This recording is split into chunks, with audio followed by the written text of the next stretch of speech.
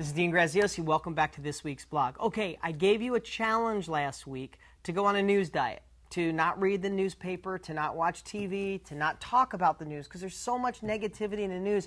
You need a break from it so you could focus on what's right with you, what's right with the world, what you could be grateful for. I know it's not easy, but I hope that you did it. I also told you, again, not to have conversations with people about negative news. So here's the second part of the challenge. I want you to go another week without watching the news, without reading the newspaper, and without talking to people about negative news. But I want you to add one more thing to it. I want you to eliminate for the next week the people in your life that are negative or just don't have negative conversations with them. If you go to work and you have a lunch break with a guy that or woman that you talk about how your boss is bad, the economy's bad, the president's bad, the stimulus money's bad, interest rates are bad, the housing rates are bad, you can't do it. You take this challenge for me. No negative conversations in the next week. And here's what you need to think about. When something negative pops in your head, I want you to instantly think of 3 things that happened positive in the last day or 2. There's always something. Don't say nothing good happens to me, because it could be the littlest thing. How about waking up that morning? If you want to boil it down to the last thing that you could find to be positive for, that you're waking up on American soil and you can breathe and you're alive.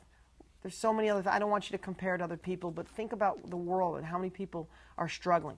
I want you to find something to be positive about. So you're going to go on a total 2-week news diet, but the next week you're going to go on a negative conversation diet. Not your mother, your spouse, your in-laws, your kids, nothing. If it starts, I want you to have a little button that goes, I can't do this. I challenged myself. Don't even worry about me. Challenge yourself not to talk negative for the next week. So no negative news, no negative newspapers, no negative conversations, no negative people, and focus all your energy on what you can find right with your life. Focus on all the things you can be grateful for. I know one of the things, sometimes I get down, guys. I sit up here every week looking like I got all the answers. I got it all figured out. Dean's life is perfect.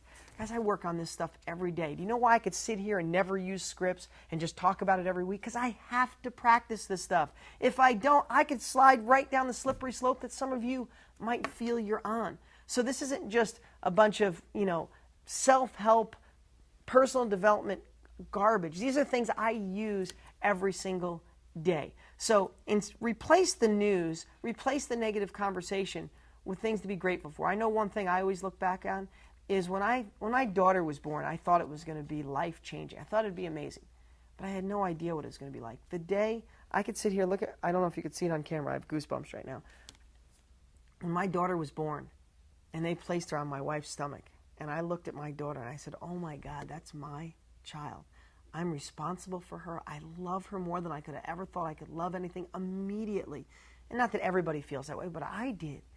And I look back, how grateful am I that I had that little girl? I have goosebumps on my face right now because I can feel it. I can relive it. So don't tell me you don't have anything to be grateful for. That first job, that first date, your first child, things that you've accomplished, people that you've helped that nobody even knows, that woman that you held the door for, or lend somebody money without telling anybody, or whatever you've done. You're grateful for something, find it and replace it over the next 2 weeks. That's my challenge. Anybody who does it, I want you to write below, tell me how you're going through it, how you're doing it. It's going to be odd because you're going to be in certain conversations that you might have to get up and leave.